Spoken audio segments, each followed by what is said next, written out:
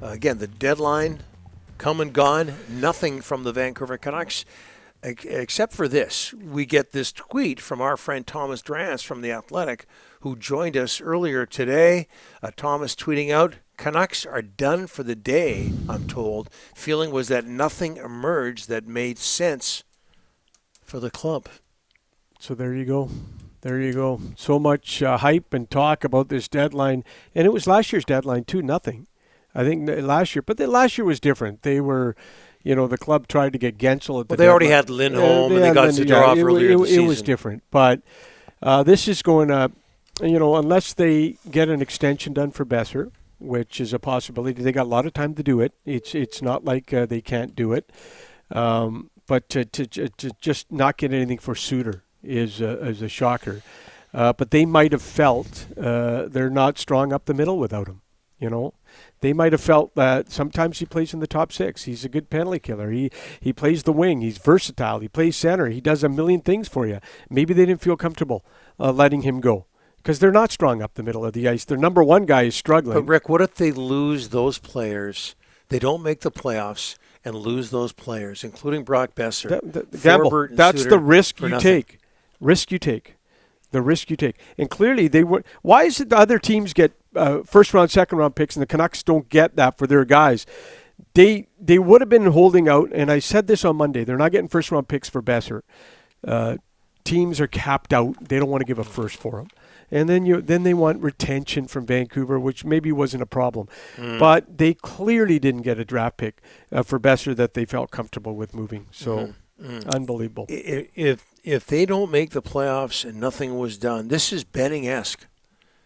Right? It is. I'm sorry. It is. Nothing. Yep. They get nothing in return for their free agents other than Carson Soucy, who's not even a free agent until next season. Right. That's not going to go over well with the customer base, No, it's not. with the fan base. No, it's and not. you combine that with the fact they're increasing ticket prices next year. They're taking their sweet time, and in all seriousness, Ryan, taking their sweet time, replacing those seats at Rogers Arena. It's not a good look. No, it's not. It's not. No, it's not. And again, maybe something gets announced in the next little bit here.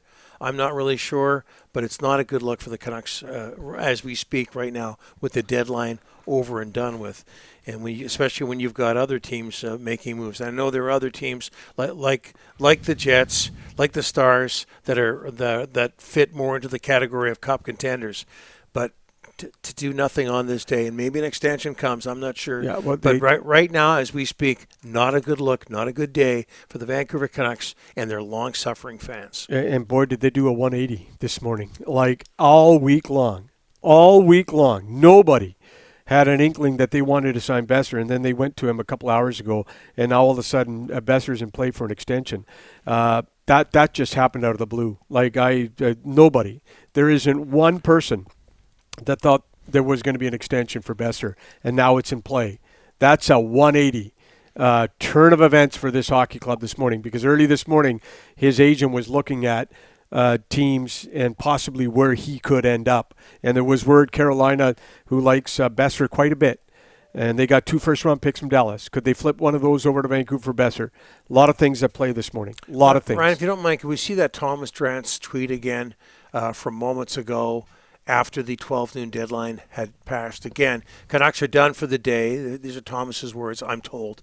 Feeling was that nothing emerged that made sense for the club. I just want to say that Thomas isn't the only reporter, there's only others respected out there. reporter who's tweeted this, that nothing is going to get done. And I'm telling you, the reaction in our Delaney's OK Tire and Langley inbox is not good. Yep. It's not good, and I don't expect. This is a hot Canadian market, intelligent hockey fan base. They're not going to like this, and no extension obviously for Besser yet. But they're going to take those. They can take that into the summer if they want. Well, sorry, into the draft. Kevin from Calgary, Delaney's OK Tire and Langley inbox. I left Vancouver for greener pastures and a better life in Calgary 8 years ago. Today may mark my last big connection to Vancouver being removed. Can't support this team through 8 to 10 more years of mediocrity. He likes listening to our show, though, so we appreciate that. But Kevin isn't the only one in the Delaney's OK Tire in Langley inbox who is coming through with that type of type of sentiment. It's an epic failure. Well, it You is, guys, absolutely. Yeah, and the other thing is, I just want to get this in. It was talk about a Besser extension. They didn't get close this morning on a Besser extension, so That's good. It wasn't close. But it is so funny that they went to him a couple hours before.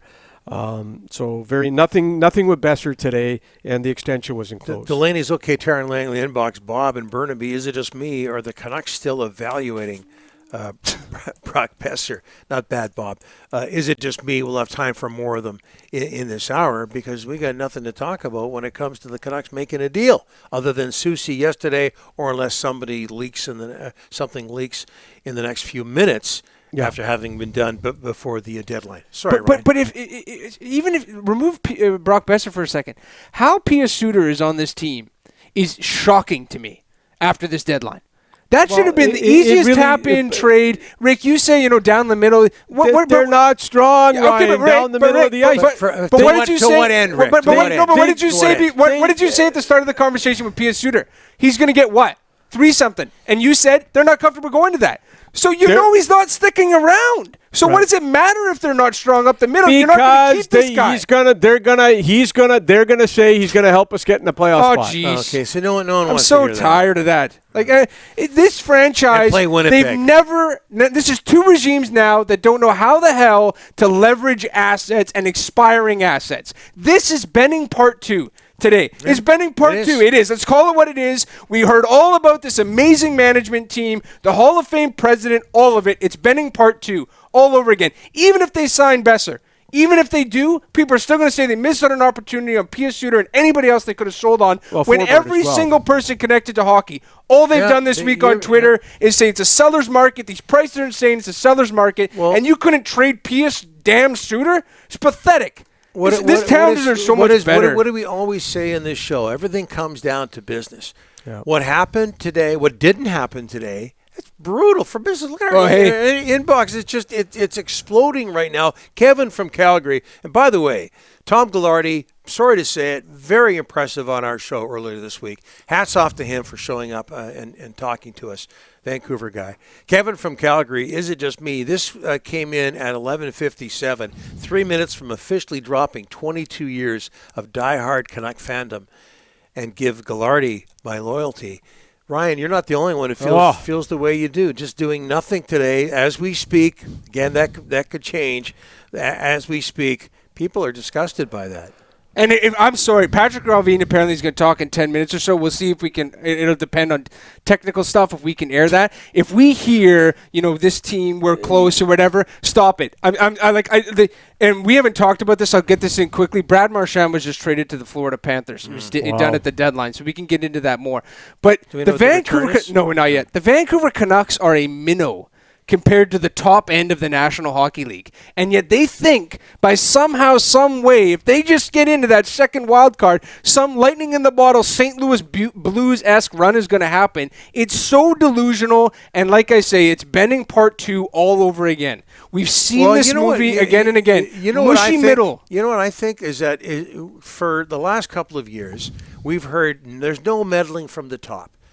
If they're if they're pushing for a playoff spot, right now, and maybe if they did get in the playoffs, getting a couple of home dates, and that's your priority, people are going to be pissed off. And again, we're going to see a time, like in the mid to late 80s and in the Messier era, when people, I know you guys think they're invincible, when people stop showing up.